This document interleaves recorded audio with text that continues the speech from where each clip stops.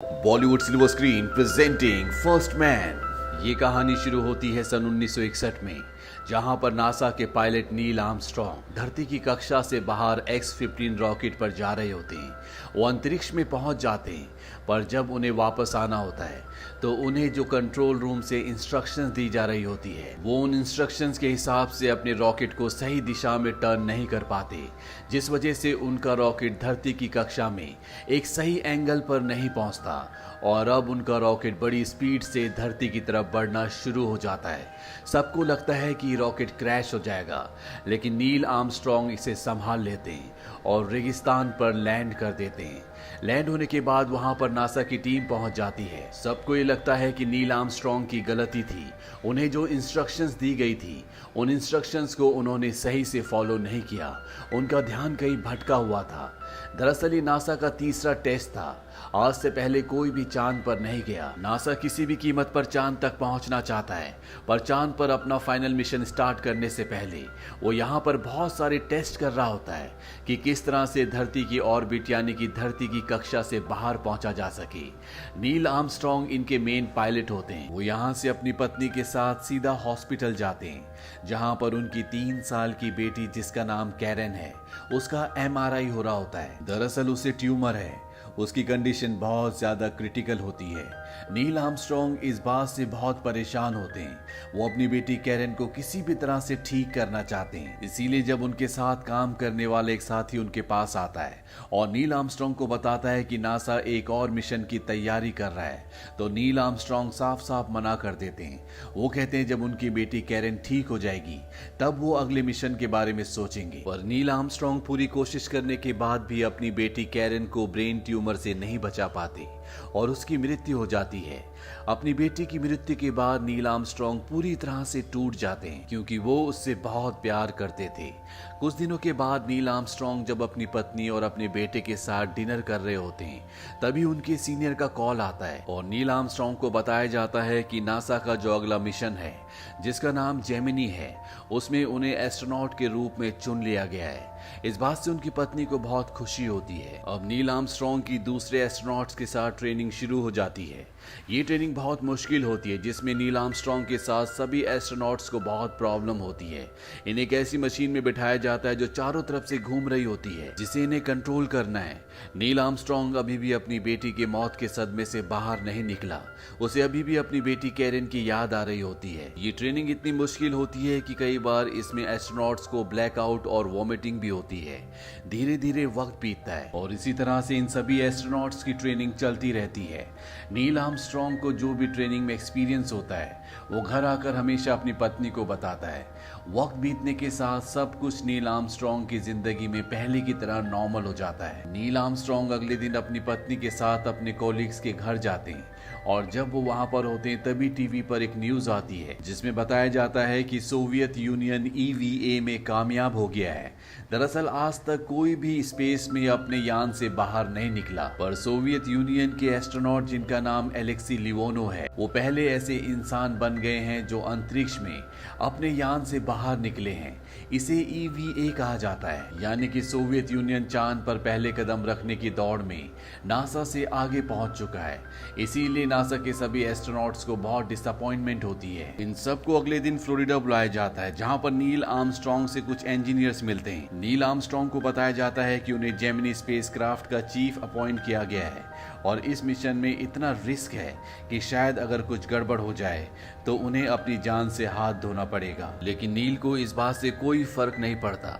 वो घर आकर अपने बेटे को पढ़ा रहा होता है, तभी उसका दोस्त एड वहां पर आता है और वो नील आर्मस्ट्रॉन्ग को बताता है कि उनका एक साथी, जिसका नाम एलियट है, उसका जेट मैकडॉनल्ड एयरक्राफ्ट बिल्डिंग के पास क्रैश हो गया, जिसमें उसकी जान चली गई। एलियट के फ्यूनरल में आए सभी एस्ट्रोनॉट्स उसी एक्सीडेंट के बारे में बात कर रहे होते हैं। तभी एक एस्ट्रोनॉट कहता है कि एलियट की स्पीड कम होने की वजह से ये एक्सीडेंट हुआ। नील उसे ये सब कहने से रोकता है। दरअसल नील यहाँ पर बहुत डिस्टर्ब होता है। उसे अपनी बेटी कैरन, जिसकी मृत्यु ट्यूमर की वजह से हुई थी, वो भी दिख रही होती है। नील आर्मस्ट्रॉन्ग अपने घर वापस आता है वो घर के पीछे टेलीस्कोप से चांद देख रहा होता है। तभी वहां पर एड आता है। वो उसे कहता है कि तुम्हें अपना वक्त अपने परिवार को देना चाहिए, पर नील आर्मस्ट्रांग उसे वहां से जाने के लिए कहता है। अगले दिन नील आर्मस्ट्रांग अपने 2 साथियों के साथ जेमिनी 8 स्पेसक्राफ्ट में जाता है। पिछले एक्सीडेंट की वजह से सब थोड़ा परेशान होते हैं। जेमिनी 8 लॉन्च होता है और कुछ ही देर बाद जेमिनी 8 अंतरिक्ष में होता है। दरअसल इनका मिशन ये है कि इन्हें एजिना, जो कि एक स्पेसक्राफ्ट है जो पहले से अंतरिक्ष में है, उससे इन्हें अपने जेमिनी 8 को डॉक करना है, यानी कि जोड़ना है। आज से पहले नासा ने ऐसा कभी नहीं किया।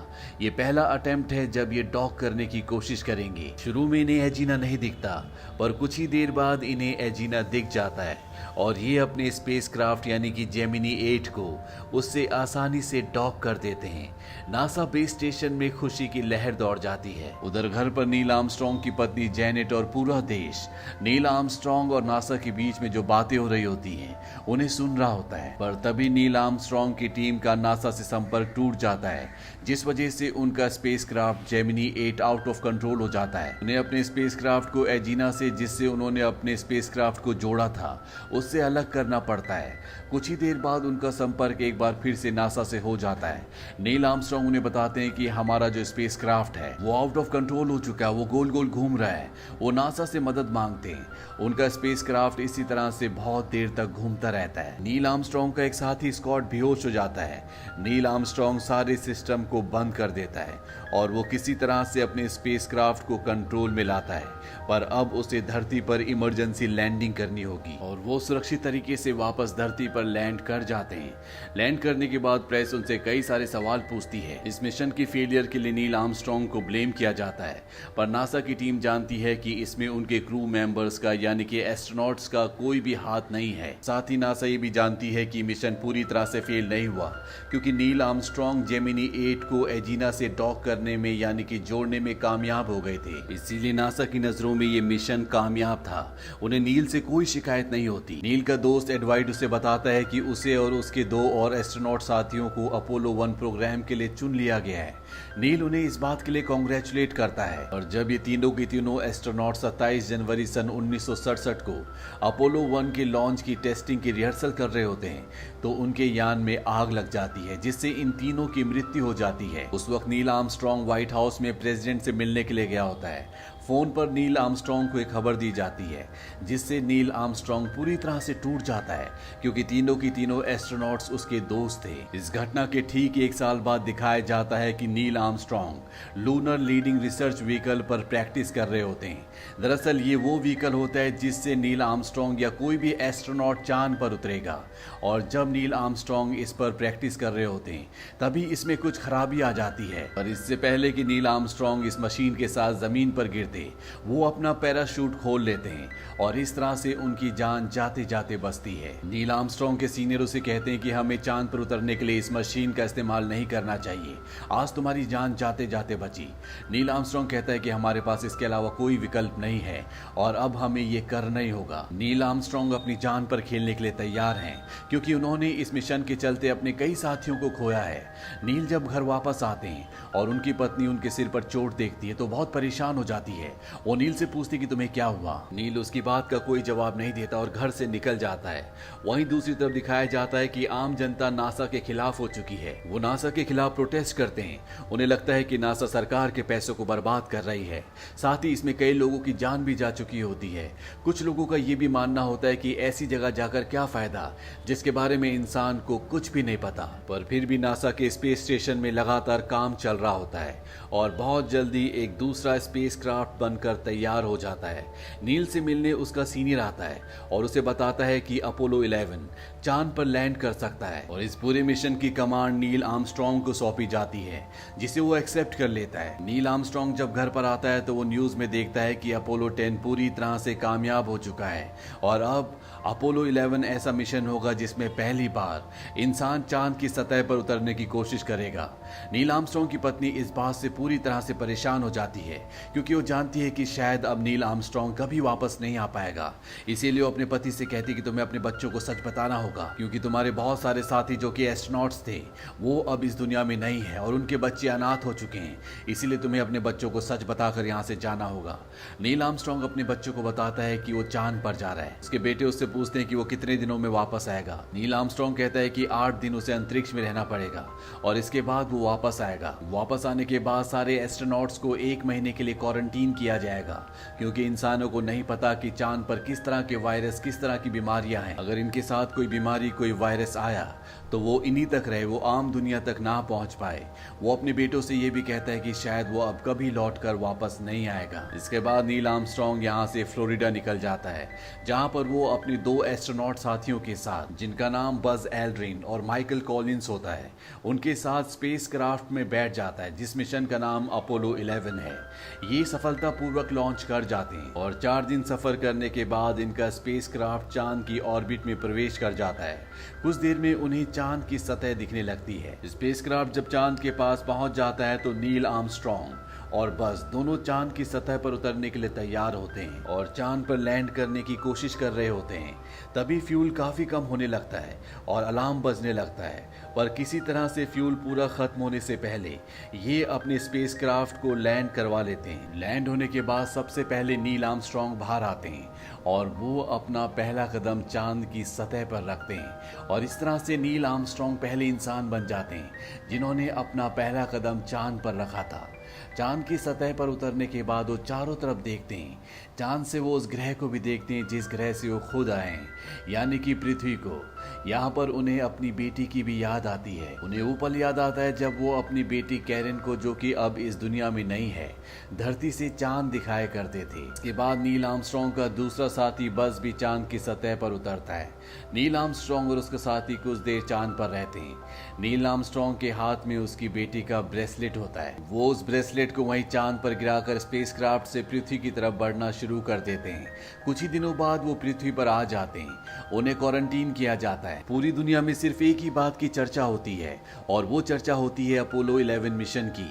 वहीं दूसरी तरफ आर्मस्ट्रॉन्ग की पत्नी को दिखाया जाता है। उससे रिपोर्टर पूछते कि तुम्हें कैसा लग रहा है।